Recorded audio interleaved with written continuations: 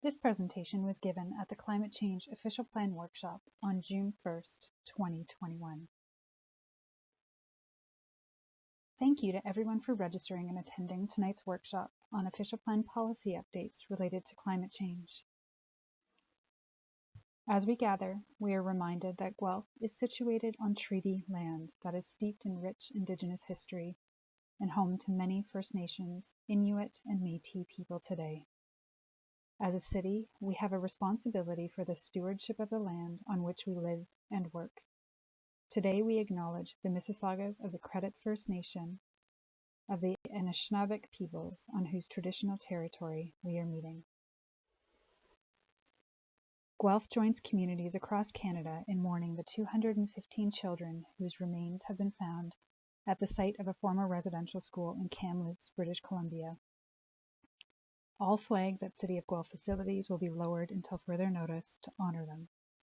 Our thoughts are with the children, their families, their communities, and all who are most affected by this terrible discovery.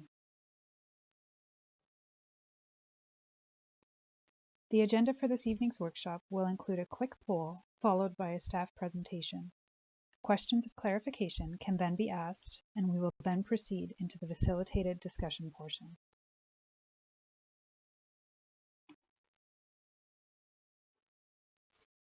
The purpose of the workshop tonight is to hear your thoughts on the proposed approaches to updating Guelph's official plan to address climate change in response to changes to provincial legislation, policies, and plans. Please complete the following poll. On a scale of 1 to 5, how concerned are you about climate change, with 1 being not at all concerned and 5 being very concerned? The scope of the official plan review is focused on meeting the Section 26 requirements of the Planning Act. This means ensuring that the official plan conforms to provincial legislation, policy, and plans. We should note that future official plan amendments will focus on updating sections of the official plan that are currently subject to ongoing master plans. This slide shows the hierarchy of documents that shape the planning system in Ontario. The Planning Act is provincial legislation that sets out the ground rules for land use planning in Ontario. It describes how land use may be controlled and who may control them. It's the rule book for planning in Ontario. The Provincial Policy Statement is the consolidated statement of the province's policies on land use planning that guide municipal decision-making. Under the Planning Act, municipal decisions on land use planning matters shall be consistent with the Provincial Policy Statement. The Provincial Policy Statement 2020 came into effect on May 1st of last year. The Growth Plan is a provincial plan that is intended to guide the growth and development in a way that supports complete communities. Conversations about how the city will conform to the Growth Plan have been ongoing for over a year now. A municipal official plan, which is frequently called the official plan for short, is a legal planning document required by the Planning Act. It establishes a vision for the future of a municipality and provides direction to manage future land use patterns and growth. An official plan primarily deals with how land can be used, whether it should be used for houses, industry, offices, commercial uses, parks, natural areas, or a mix of uses. It also deals with what services like roads, sewers, parks, and schools are needed, and when and in what order parts of the municipality will grow. And finally, a zoning bylaw is one tool municipalities have to implement the official plan. A zoning bylaw contains specific requirements that are legally enforceable and specifies things such as permitted uses, like whether a property can be used to build houses or stores, and the required standards, like building size and location of building on a lot. As noted on this slide, we are required to review our official plan every 5 years. As I mentioned earlier, the scope of this official plan review is focusing on conformity with provincial legislation, plans, and policies in order for the review to be completed prior to July 1st, 2022. Tonight's workshop will be focusing on the Provincial Policy Statement and a Place to Grow changes regarding climate change. We wanted to first take this opportunity to provide you with a high-level overview of the scope of the project and the provincial changes being considered. Several amendments to the Planning Act have been made since the last official plan review. These amendments have removed height and density bonusing, modified parkland dedication requirements, introduced community benefits charges, shortened timelines for the processing of certain development applications, and changed the types of matters and reasons for appeals to the Local Planning Appeals Tribunal, which has recently been renamed the Ontario Lands Tribunal. Our official plan needs to be updated to recognize these changes. Changes to the provincial policy statement were intended to support Ontario's Housing Supply Action Plan and the changes to land use planning system. The changes that were made to the provincial policy statement were intended to encourage the development of an increased mix and supply of housing, protect the environment and public safety, reduce barriers and costs for development, and provide greater predictability, support rural, northern, and Indigenous communities, and support the economy and job creation. A significant part of the scope of this official plan review is the city's growth plan conformity work, also known as Shaping Guelph, or the Municipal Comprehensive Official Plan Review. This work has already begun and will continue as outlined in the terms of reference for that project. The recommendations from that body of work will be incorporated into the official plan amendment under the 5-year official plan review. Accordingly, the official plan review will be complete by the July 2022 timeline for conformity with a place to grow. The Grand River Source Water Protection Plan brought policies into effect for the City of Guelph on July 1, 2016, following approval by the province. The development and approval of the plan fulfills requirements under the Provincial Clean Water Act. The plan identifies wellhead protection areas and vulnerabilities, along with corresponding policies for protection of the water quality of Guelph's drinking water supply. Some of these policies are intended to be implemented through planning tools and require updates to the city's official plan in order to support implementation. And finally, the amendments to the Ontario Heritage Act are aimed at increasing consistency, transparency, and efficiency in municipal decision-making under this act to support the Housing Supply Action Plan, while continuing to protect cultural heritage resources that communities value.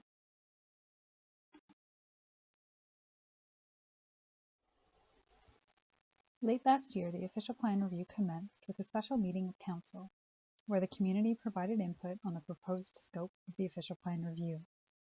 The Planning Advisory Committee, Natural Heritage Advisory Committee, and Heritage Guelph were consulted between the special council meeting and the development of the policy paper. Last month, the official plan review policy paper that we are discussing tonight was presented to Council in order to begin this round of community engagement. Following this round of community engagement, staff will review all of the feedback that is received at the public workshops as well as online through the city's Have Your Say webpage that will assist with and inform the preparation of the draft official plan policies. The draft official plan amendment will be released for public review and comment before a recommended official plan amendment is brought forward for Council's consideration.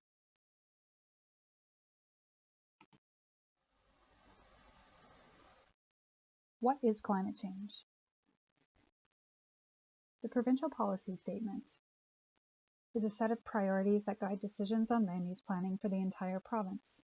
It includes a new definition of a changing climate. This definition recognizes that climate change are changes in weather patterns that can be felt at local and regional levels and include extreme weather events and increased climate variability.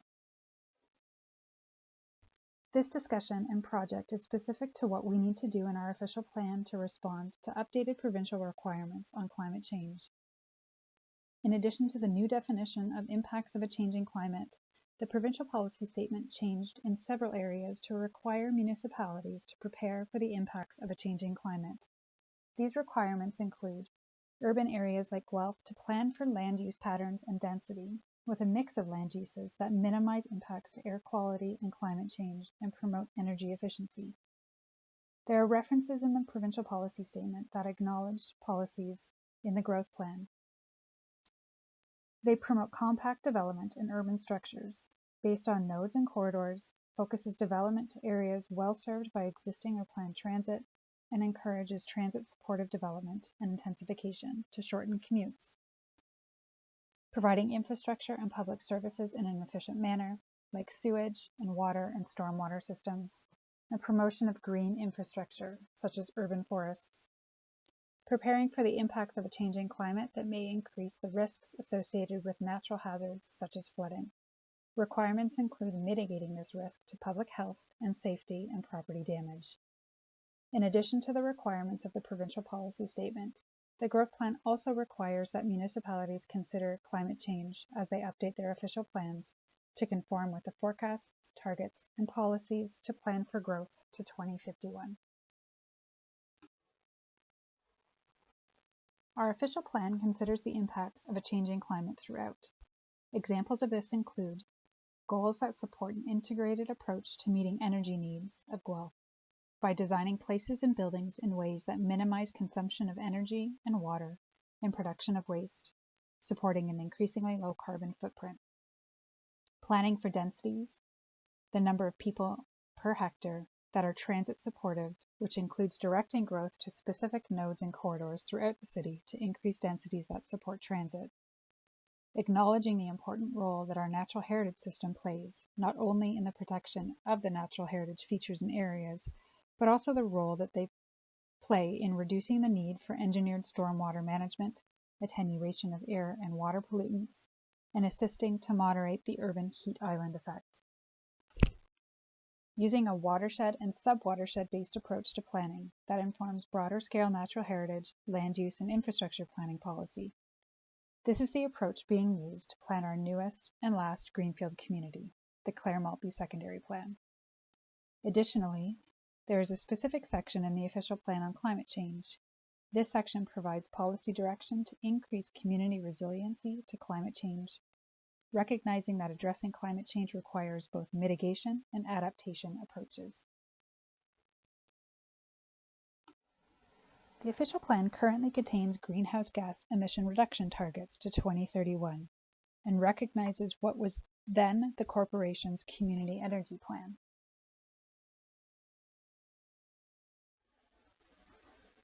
The official plan includes policies directing and supporting other climate change work that the city is undertaking. For example, the community energy section of the official plan is currently based on the city's community energy plan as adopted in 2007. The community energy plan outlined the city's path to climate change mitigation through reductions in energy consumption and greenhouse gas emissions. At that time, it established progressive targets for both energy conservation and reduction in greenhouse gas emissions. In 2010, the Community Energy Plan was renamed the Community Energy Initiative to transition from plan to implementation. The Community Energy Initiative was last updated in 2018. Guelph has committed to becoming a net zero carbon community by 2050, and also for the corporation to strive to achieve 100% of its energy needs through renewable sources by 2050. The city is also in the very early stages of work on a climate adaptation plan. We know that changes to the official plan alone are not enough to respond to climate change. The city is well positioned through the official plan and other corporate initiatives outlined here to make great strides on mitigating and adapting to climate change. We are proposing to update the official plan to define climate change consistent with the provincial policy statement and recognize the city's updated energy commitments outlined on the previous slide.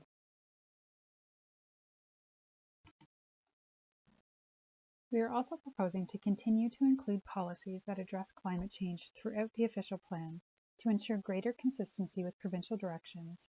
Specifically, we look to update land use and density policies, natural heritage and water resource system policies, energy and infrastructure policies, and floodplain policies to ensure that climate change continues to be considered. In addition, through our ongoing work to respond to and conform to the growth plan, we have been having conversations with the community about what is important to consider as we grow over the next 30 years. Last June, we tabled a draft vision and principles for growth, which among other priorities identified a net zero carbon future and adapting to and mitigating the effects of climate change as important. This April, 3 growth scenarios were presented to the community for input. We are now reviewing that feedback and evaluating each of the scenarios against a series of criteria that was developed. This criteria applies a climate change lens to the evaluation of the growth scenarios that will help us understand how each scenario positions us to mitigate and adapt to climate change. Some of the criteria are: how well does each scenario provide opportunities for minimizing carbon emissions, for example, providing a variety of built forms, compact growth and intensification? And how well does each scenario preserve or enhance a connected green space system? For the discussion portion of the workshop, we have the following questions for your input. What are your thoughts on the proposed official plan policy approaches related to climate change? Do you have suggestions for how Guelph could address climate change from a land use perspective?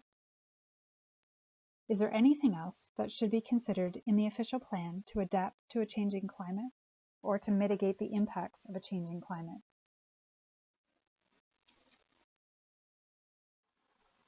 Community engagement on the policy paper will continue for the remainder of June. A workshop regarding the natural heritage system and water policy directions is planned for this Thursday, June the 3rd. Online feedback can be provided through the haveyoursay.guelph.ca webpage until June 27th.